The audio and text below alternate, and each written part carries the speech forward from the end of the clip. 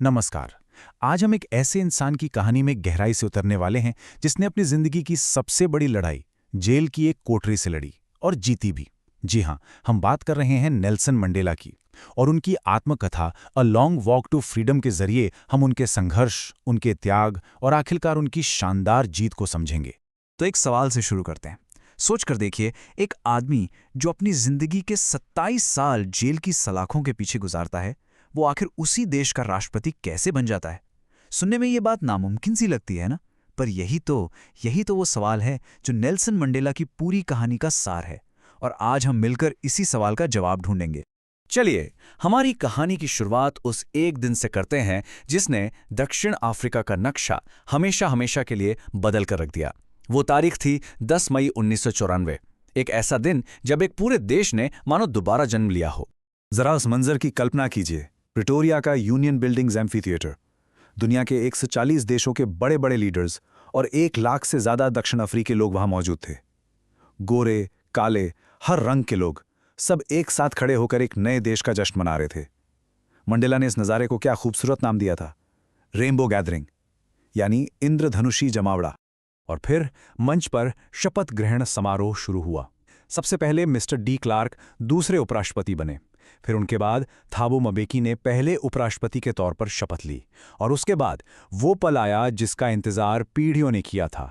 Nelson Mandela ने दक्षिण Africa के पहले अश्वेत राष्ट्रपति के रूप में शपथ ली। अपने पहले भाषण में मंडेला ने पूरी दुनिया को याद दिलाया कि ये जीत सिर्फ एक देश की नहीं है, बल्कि ये न्याय की, शांति की और इंसानियत की जीत है। उन्होंने इसे एक नई नई मिली आज़ादी कहा, जिसे सारी दुनिया बहुत उम्मीद और सम्मान की नज़रों से देख रही थी। लेकिन इस जश्न और इस रोशनी के पीछे सदियों का अंधेरा था। ये समझना बहुत जरूरी है कि आखिर वो कौन सा क्रूर सिस्टम था जिसके खिलाफ इतनी लंबी लड़ाई लड़ी गई।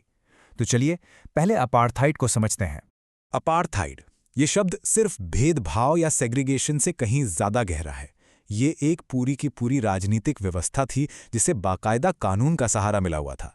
लगभग 50 सालों तक इस सिस्टम ने नस्ल के आधार पर लोगों को बांटा, उन्हें दबाया और उन पर बेरहमी से हुकूमत की। तो ये सिस्टम असल में दिखता कैसा था? सोचिए, एक तरफ थे गोरे नागरिक जिन्हें हर तरह का अधिकार हासिल था, वोट देने से लेकर कहीं भी आने जाने तक। और फिर दूसरी तरफ थे अश्वेत नागरिक, जिनके लिए समझिए हर दरवाजा ही बंद था। उन्हें न सिर्फ बहुत ही खराब हालातों में जीना पड़ता था, बल्कि इंसान होने का जो एक बेसिक सम्मान होता है ना, उसके लिए भी रोज लड़ना पड़ता था। मतलब ये एक ही देश में बसाई गई दो बिल्कुल अलग अलग दुनियाएं थी। इसी क्रूर सिस्टम के साये में एक नौजवान बड़ा हो रहा था, जिसके दिल में आज़ादी की एक ऐसी आग जलने वाली थी जो सब कुछ बदल देती। तो चलिए अब मंडेला की निजी यात्रा पर चलते हैं और देखते हैं कि खुद उनके लिए आज़ादी के मायने वक्त के साथ कैसे बदलते गए। देखिए, बचपन में मंडेला के लिए आज़ादी का मतलब था खेतों में बेफिक्र दौड़ना और नदी में तैरना। जब वो जवान हुए तो आज़ादी के मायने बदल गए। अब इसका मतलब था अपनी मर्जी की जिंदगी जीना, अपना परिवार बसाना। लेकिन जब उन्होंने अपने लोगों का दर्द और अपमान देखा, तब उन्हें समझ आया कि असली आज़ादी क्या होती है। असली आज़ादी तब होती है जब हर इंसान को सम्मान और गरिमा के साथ जीने का हक मिले। और बस यही वो पल था जिसने सब कुछ बदल दिया। जब मंडेला को ये एहसास हुआ कि उनकी अपनी आज़ादी की भूख असल में उनके पूरे समाज की, उनके लोगों की आज़ादी की भूख है। और इसी एक एहसास ने एक आम नौजवान को एक निडर क्रांतिकारी बना दिया और वो अफ्रीकन नेशनल कांग्रेस का हिस्सा बन गए। आज़ादी की ये लड़ाई आसान नहीं थी। इसकी कीमत बहुत बड़ी थी। इस संघर्ष में अनगिनत लोगों ने अपना सब कुछ बलिदान कर दिया और नेल्सन मंडेला ने खुद भी एक बहुत बहुत भारी कीमत चुकाई। 27 साल, इसे सिर्फ एक नंबर की तरह मत सुनिए। जरा एक पल के लिए सोचिए, 27 साल, एक इंसान की पूरी जवानी एक अंधेरी सी कोठरी में। ये कोई मामूली गिनती नहीं है। ये उनके त्याग का, उनके कभी ना टूटने वाले हौसले का सबसे बड़ा सबूत है। लेकिन मंडेला ने हमेशा इस बात पर जोर दिया कि ये लड़ाई सिर्फ उनकी नहीं थी। वो तो अपने जैसे हजारों देशभक्तों के बलिदानों का एक नतीजा थे। ओलिवर टैम्बो और वॉल्टर सिसुलू जैसे उनके साथी जो हर कदम पर उनके साथ खड़े रहे। उन्हें इस बात का हमेशा दुख रहा कि वो उन अनगिनत लोगों का शुक्रिया तक नहीं कर सके जिन्होंने आज़ादी के लिए अपनी जान कुर्बान कर दी थी। अपने इन्हीं साथियों के अटूट हौसले को देखकर ही मंडेला ने हिम्मत का सही मतलब सीखा। जैसा कि उन्होंने खुद कहा, बहादुर वो नहीं होता जिसे डर नहीं लगता, बहादुर तो वो है जो उस डर पर जीत हासिल कर लेता है। तो चलिए अब वापस उसी उद्घाटन के दिन पर चलते हैं। इतने साल जेल में बिताने के बाद भी मंडेला का विजन बदला लेना नहीं था। उनका विजन था माफ करके एक नया भविष्य बनाना। और इस नए भविष्य का सबसे बड़ा सबूत जानते हैं क्या था? वही मिलिट्री के जनरल जो कुछ साल पहले तक मंडेला को एक अपराधी की तरह गिरफ्तार करते थे, आज उन्हें सैल्यूट कर रहे थे, देश के प्रति अपनी वफादारी की कस्में खा रहे थे। ये सिर्फ एक सलामी नहीं थी, ये इतिहास के बदलने का जीता जागता प्रतीक था। एकता का एक और बहुत ही शक्तिशाली प्रतीक था 2 राष्ट्रगानों का एक साथ गाया जाना। गोरे लोग अश्वेतों का आज़ादी का तराना नकोसी सिकेलेल गा रहे थे और अश्वेत लोग पुराना राष्ट्रगान डाई स्टेम।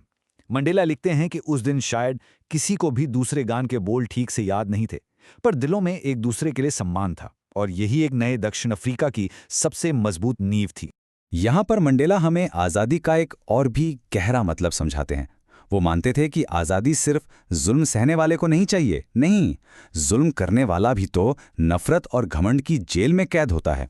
और जब तक जालिम और मजलूम दोनों इन मानसिक जंजीरों से आज़ाद नहीं हो जाते, तब तक कोई भी सच में आज़ाद नहीं है। तो इस तरह मंडेला का लॉन्ग वॉक टू फ्रीडम यानी आज़ादी का लंबा सफ़र उस उद्घाटन के दिन पर ख़त्म नहीं हुआ था, बल्कि उन्होंने हमें एक बहुत ज़रूरी संदेश दिया कि आज़ादी एक मंजिल नहीं बल्कि एक लगातार चलने वाला सफ़र है। मंडेला ने हमें सिखाया कि जब आप एक बड़ी पहाड़ी चढ़ लेते हैं तो आपको पता चलता है कि आगे अभी और भी कई पहाड़ियां हैं जो चढ़नी बाकी हैं। रंगभेद के खिलाफ लड़ाई तो जीत ली गई थी, लेकिन गरीबी, भेदभाव और असमानता की लड़ाई आज भी दुनिया भर में जारी है। मंडेला की कहानी हमें बस यही याद दिलाती है कि आज़ादी की ये लंबी यात्रा सिर्फ उनकी नहीं थी, ये हम सब की है, और ये सफ़र आज भी जारी है।